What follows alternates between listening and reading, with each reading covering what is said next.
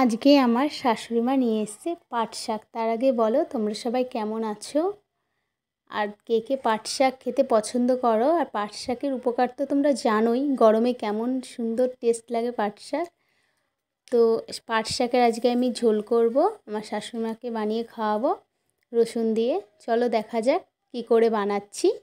তার জন্য আমি কড়াইতে ফার্স্টে আমি জল দিয়ে দেবো, একটু অন্যরকমভাবে আজকে বানাবো পাট শাকের ঝোল।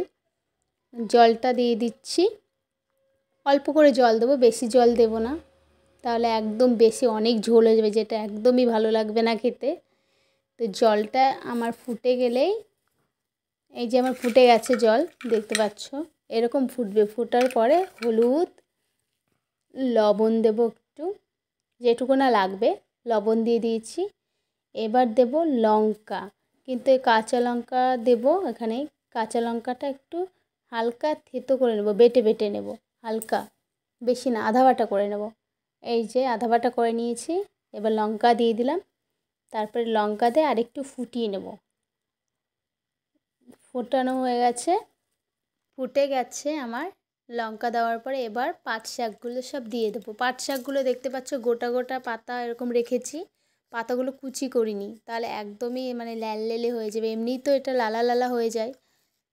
এবার পাট শাকগুলো দিয়ে একটু নাড়াচাড়া করে নেব। সব পাট শাকটুকু দিয়ে দিয়েছি, ঝোলের উপরে দিয়ে দিয়েছি, অল্প জল দিয়েছি, বেশি জল কিন্তু দিইনি। এবার নাড়াচাড়া করে এটা আমি ঢেকে দেব। না ঢাকলে, অল্প জল যেহেতু দিয়েছি গলবে না ভালো করে, আর না গললে তখন পুরোটাই আমার বেকার হয়ে যাবে রান্না করা। তো একটু নাড়াচাড়া করে নিয়েছি, লবণ হলুদ যা যা দেওয়ার সব দিয়ে দিয়েছি, এখন ঢেকে দেব। এবার ঢেকে দিয়েছি, খানিকক্ষণ পর ঢাকনা খুলে চলে এলাম। দেখতে পাচ্ছ তো কেমন কালারটা একটু চেঞ্জ হয়ে গেছে।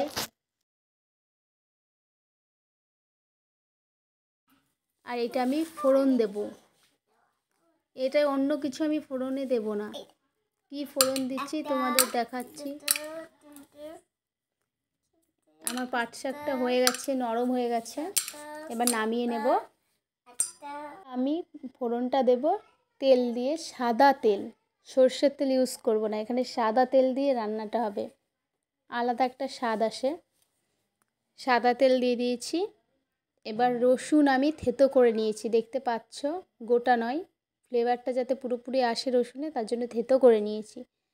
শুধুমাত্র রসুনই দেবো ফোড়নে, আর অন্য কিছু না, আদার্স কিচ্ছু দেবো না, না জিরে না রাঁধুনি, কিচ্ছু না।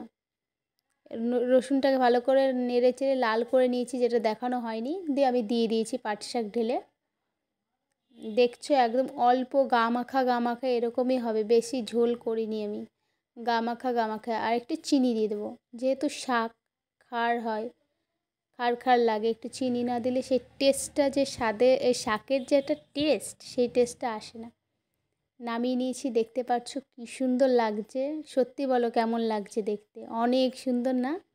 ঠিক আছে, ভিডিওটি ভালো লাগলে অবশ্যই পাশে থেকো, সাপোর্ট করো। টাটা এখনের মতন।